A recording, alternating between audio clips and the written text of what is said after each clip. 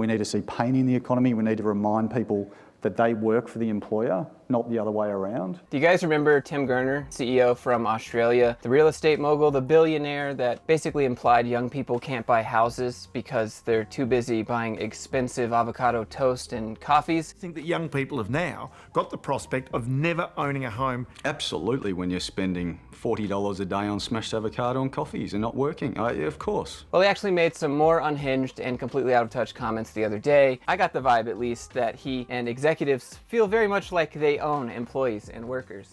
And let me let you just watch it and you decide for yourself. People decided they didn't really want to work so much anymore through COVID, and that has had a massive issue on productivity. Problem here is that he simplifies it and says COVID is the reason that people didn't want to work anymore. It's not that people got let go, layoffs were happening left and right. People were in companies that had never worked remote before that had to suddenly shift and productivity went down. But it's a lot easier to blame employees on a blanket level and just say people just decided they didn't want to work as much anymore, which may or may not be true, but billionaire real estate CEO, right? Do you expect anything less here? Tradies have definitely pulled back on productivity.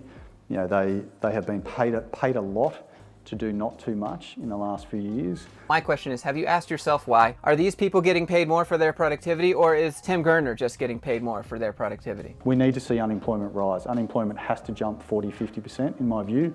So that was something he said which a lot of people took out of context. He says unemployment needs to rise 40–50%, and people were only hearing that he said unemployment needs to be 40–50%. But when you do the math, unemployment in Australia is around 3.7%, and when you add 40% on top of that, you get 5.18%. Regardless though, I don't know why he would want an increase in unemployment, because those are the people that buy his products and pay taxes. When I watch the rest of the video, I just get the vibe that he wants people to like learn a lesson, and that's why they should be unemployed for a hot second. You'll see. We need to see pain in the economy. We need to remind people that they work for the employer, not the other way around. I mean, there's been a systematic change where employees feel the employer is extremely lucky to have them, as opposed to the other way around. It actually goes both ways. It's interesting, he tries to frame employees that have power and importance at their company as a negative thing, and that employees shouldn't feel empowered like that. At least that's the vibe I get from it. It's a dynamic that has to change. We've got to kill that attitude, and that has to come through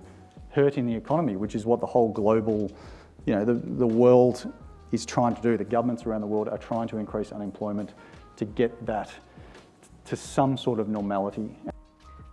So he says in order to kill that attitude, we need to inflict pain in the economy, because again, that probably won't affect him at all. It'll just affect everyday people. And they need to learn their lesson. Okay, you can't, and those everyday people, they need to be reminded who they work for. Okay, you're lucky to be able to work for someone. He makes a claim that governments around the world are trying to increase unemployment for a more normal working culture. That is some bro science if I've ever heard it. Why would governments want to decrease the amount of tax revenue that they're getting? Just another trip into the mind of a CEO who is completely out of touch from everyday life. Oh, and one last thing, since today's video is sponsored by myself, I want to talk about something that matters to me. And that's my friend Jerry that I met just a little bit ago. And he actually has a YouTube channel that he's been working hard on called RVing America TV. Almost 100 vlogs of him and his wife and his rescue dog Scooter traveling all across America. And in my opinion, he needs more views. So do me a favor and go support the people that I support. And that's my friend Jerry. It would mean a lot. Having said all that, oh, hey Jerry, you're probably watching this. I hope everyone's doing well, and I'll see you in the next one.